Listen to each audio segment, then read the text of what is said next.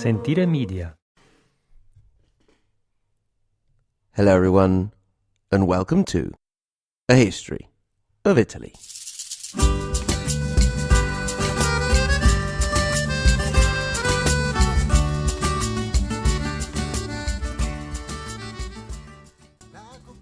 Episode 43, A Crusading We Will Go.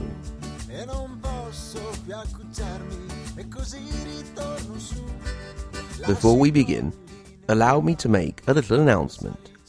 Soon we'll be reaching episode 50. Well, we've actually done more than 50 episodes if you consider the extras and that, but anyway. I was thinking of celebrating the occasion by doing a little bit of fundraising. In particular, I'm going to be doing a mega recap episode of everything that we've done so far, and that episode will be on sale.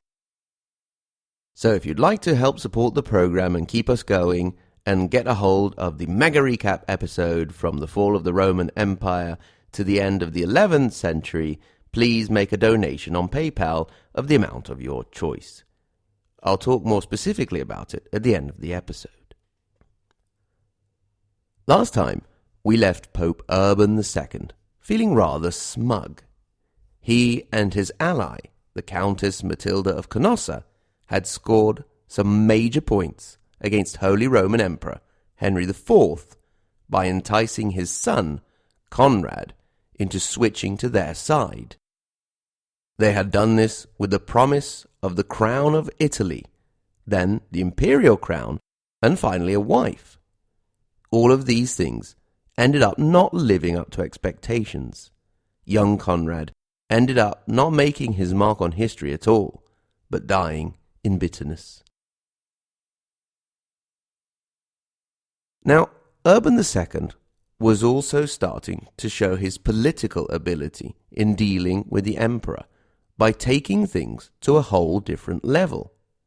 Indeed, until that point, the popes had been very much concentrated on the Italian level and its interaction with the Holy Roman Empire. However, there were places beyond those. France, for example, and England.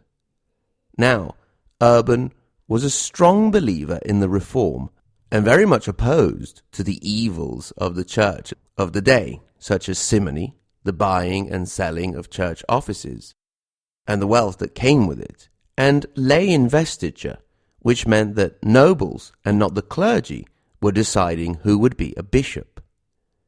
At the same time, he remembered very well that Gregory VII's hard-line approach hadn't really won out in the end. So, Urban took a lighter, more tolerant approach, issuing a series of dispensations. That was sort of like saying, well, you've been naughty, and you shouldn't really have gotten what you got, but that's okay, just don't do it again. This approach won back to the papal camp many clergymen who had gone over to the emperor's side. After all, as they say, you can catch a lot more flies with honey than you can with vinegar. Or was it wasps that you can catch? And was it honey or was it like tea or something like that? Anyway, it doesn't matter. Urban II was able to succeed where Gregory VII had failed. His big achievement came in 1095. Everything kicked off in a council in Piacenza in that year. At the council, there were delegates from the Eastern Roman Emperor, Alexios, who asked for help to free the Holy Land from the Muslims. This was not the first time that a request had been made, but now the time was ripe, and Urban jumped at the chance. As well as being a decent politician, the Pope must have had a knack for organization and a flair for show. The main stage was set for the 27th of November in Clermont-Ferrand in France. The clergy who had been invited were asked to bring as many nobles as they could muster. The cathedral of the city was too small for the expected crowd, so a platform was erected in a field. The stage was set for a concert, and Urban II was the rock star. There is a bit of an issue reconstructing exactly what the Pope said, because there are 5 different versions of it, and they're all different, and some of the chroniclers weren't even there. We'll take as an example the version of Robert of Reims. From the confines of Jerusalem, from the city of Constantinople, a grievous report has gone forth, namely, that a race from the kingdom of the Persians, an accursed race, a race wholly alienated from God, has violently invaded the lands of those Christians and has depopulated them by pillage and fire. They have either destroyed the churches of God or appropriated them for the rites of their own religion.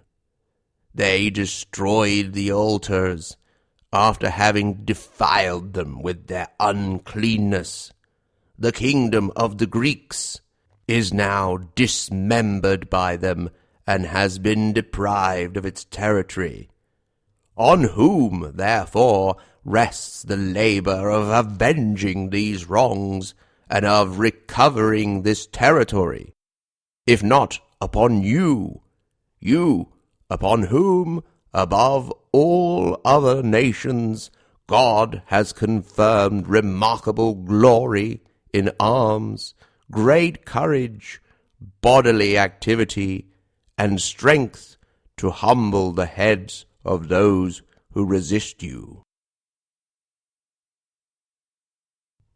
In short, the message was, the East is in trouble, and if you don't go and free it, then you're going to be giant wimps. And if you do, you'll go to heaven, and by the way, you can keep the lands that you conquer, which are flowing with milk and honey.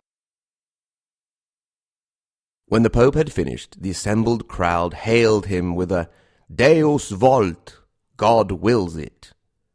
That was exactly what Urban wanted. This whole thing was not his idea, not his doing, it was God's. Whatever he had said, what people got out of it was that a great evil had come over the Holy Land. But was that true? Well, not really. It was true that things had changed in the Holy Land. Until the year 1071, Jerusalem in particular had been under the control of the Arab Muslims, who had considered it an open city and allowed pilgrims access to the holy site with a certain degree of tolerance. Then, in 1071, the Seljuk Turks had taken over. They were more recent converts to Islam, and therefore, as is the case with more recent converts, they brought a certain amount of extremism to it, although not quite at the level of Western propaganda. It didn't really matter how true the persecutions against the Christians were in any case. Everyone in the West was by now too fired up. Plus, there were other, perhaps more compelling reasons for the Crusades to be interesting. First of all, there was the question of blocking further Muslim expansion. Granted, it had slowed down greatly after the initial, seemingly unstoppable start, but the Muslims were still pushing at the borders of Europe, and, if Constantinople fell, they would soon be in the Balkans. Then there was the issue of the Eastern Christian Church, those naughty schismatic or schismatics. If it were to be the Western Church to free the Holy Land, those Eastern punks would have looked like fools, I tell you. Thirdly, there was an issue that noble families had all the time, i.e., the second and third sons of noble families. Now, usually, you'd sort out little Heinrich or Giovanni by getting him a nice bishopric or something. But not all the noble sons wanted to be part of the clergy, even if you could still do more or less what you wanted. Maybe they wanted to go around on horses, hacking at things with swords. And maybe one of the things they wanted to hack were older brothers that stood in the way of inheritance. Now, there was the greatest possible adventure available, and the prize was new lands, booty, glory, and eternal salvation as promised by the Pope. What more could they wish for? Finally, there were other subjects who were very much interested in the venture, and those were few little cities by the name of Genoa, Pisa, Amalfi, and Venice. They had gone a long way to reaching independence with considerable fleets, and we definitely need to and will catch up with them. For now, they are loving the idea of extending their influence over the eastern Mediterranean. And why not make a bit of cash giving boat rides to crusading nobles? So, now would be the time to talk about the First Crusade. And we will. But we won't spend too much time on it. My well-informed and cultured listeners will probably already know about it anyway.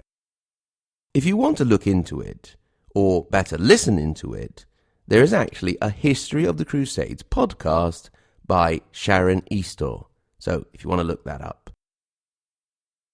We'll just concentrate on the entertaining and Italian-related bits. First of all, the great enthusiasm whipped up got some people so excited that they decided to head off on their own without any preparation or planning. I find that the most interesting part of what came to be known as the Peasants' Crusade was when they arrived at a great city and rejoiced, thinking it was Constantinople and that their trip was almost over. In truth, it was Prague. When the participants in the improvised crusade found this out, they were very unhappy and started rampaging around the city, which closed them out. So they rampaged around the countryside. In the end, they made it to Constantinople, at least some of them did, and were hastily sent across the Bosporus River by Emperor Alexios, so they could continue south to be almost completely annihilated by the Turks.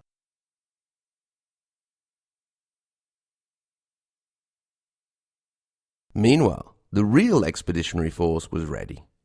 The Pope wanted to make sure that everyone remembered that the crusade was a church thing, so the official leader was Bishop Ademir of Lipui. But since he was a man of the cloth, and despite his martial prowess, military leaders were needed. Perhaps the most important leaders were Godfrey of Bouillon, Raymond of Toulouse, and the two Italian Hauteville Norman boys, Bohemond and Tancred. Now, the fact that two Normans who had just recently been waging war on the western territories of the Byzantine Empire were headed to Constantinople with a huge army of very excited knights was not really brilliant news for Emperor Alexios. He was wise to be suspicious, because the Normans were actually very seriously thinking of taking Constantinople before heading down to the Holy Land.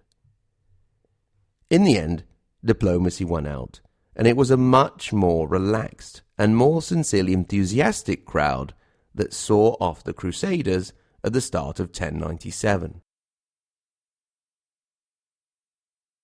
As is often the case, it was not so much the Crusaders' great military skill which saw them triumph in their first engagement, but divisions on the Muslim side. Indeed, the Arab population in Armenia rebelled against the Seljuk Turks and sided with the Westerners.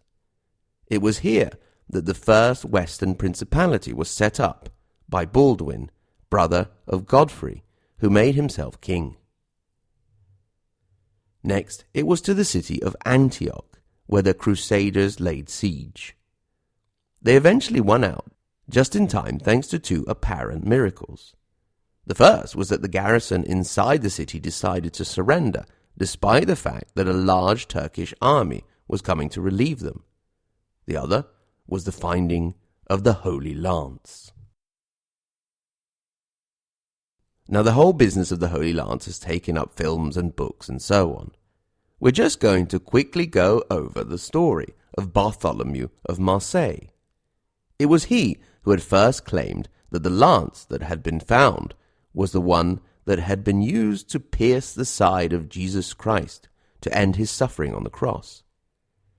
But after the fall of Antioch, people started to have some doubts. Bartholomew was so sure of his discovery that he offered to go through the test of fire to prove himself. That he did, and when he walked through the fire unscathed like some Khaleesi, there was great rejoicing. Unfortunately, he was found dead as a post the following morning. I'm not sure what that meant in the end for the authenticity of the great relic. Antioch, one of the most important sees of early Christianity, was assigned to Bohemond of Taranto. Once again, after the fall of the Roman Empire, a sort of Italian was once again in charge of a bit of the Holy Land. Bohemond had gone from a potential squabble with his family over parts of southern Italy to being king of one of the crusading kingdoms. Not too shabby at all. In any case, the Crusaders made it to Jerusalem.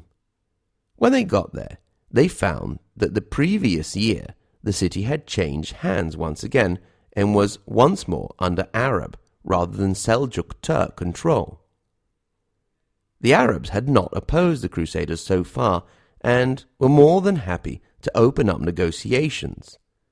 There were only around 1,000 of them defending the walls, and the Crusaders had started out at around 30,000. The Westerners, known from then on as Franks, to the Arabs, were having none of it. They hadn't come all of this way to see everything end in a ridiculous negotiation. They wanted blood and glory.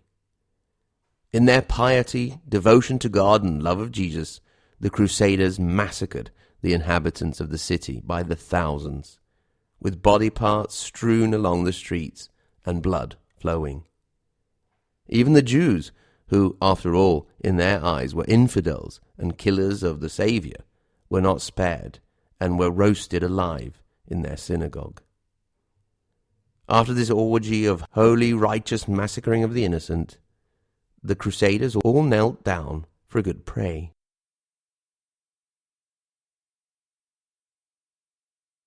We'll leave their story there, although a lot could be said about it. The consequences back in Italy were considerable.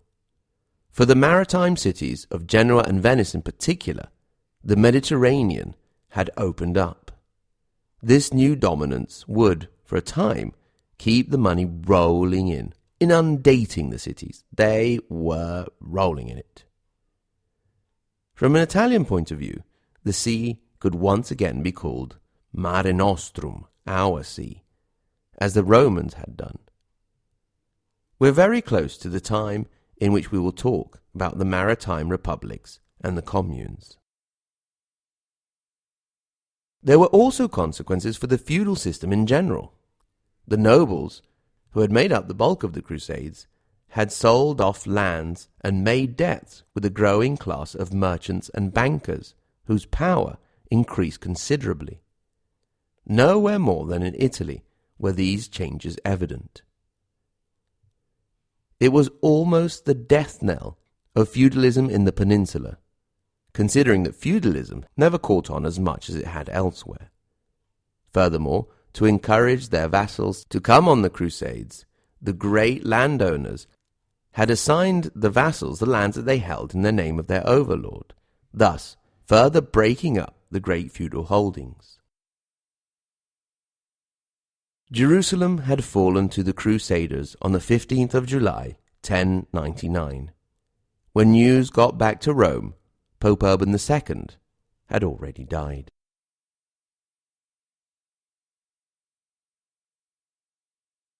Next time, we'll wrap up a few things: Henry IV, Matilda, and the investiture controversy. After that, as I mentioned at the start of the episode, we're going to do a bit of looking back. There will be a regular recap episode the third so far, reviewing episodes 28 to 44. I would also like to do an episode on our good Countess Matilda, who really deserves her own episode, and perhaps, since we have seen the end of both the Byzantines and the Arabs in Italy, one each for them. In all of this, we'll have the mega recap fundraising episode you can purchase via a PayPal donation of the amount of your choice, for which I thank you very, very much.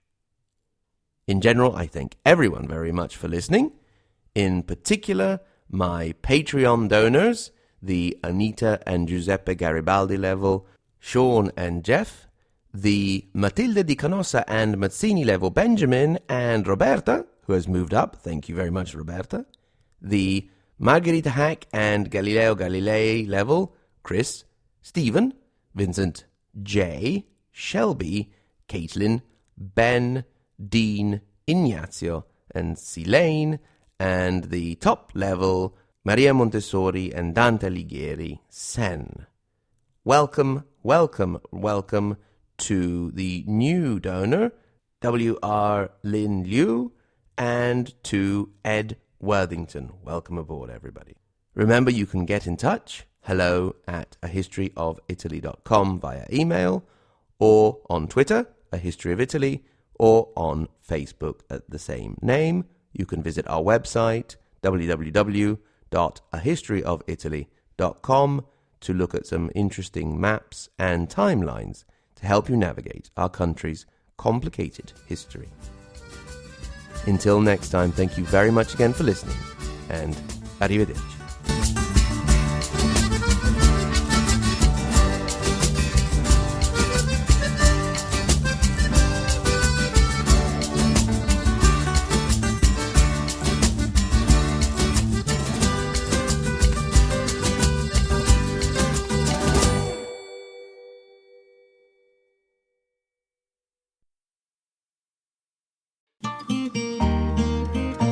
Sentire Media.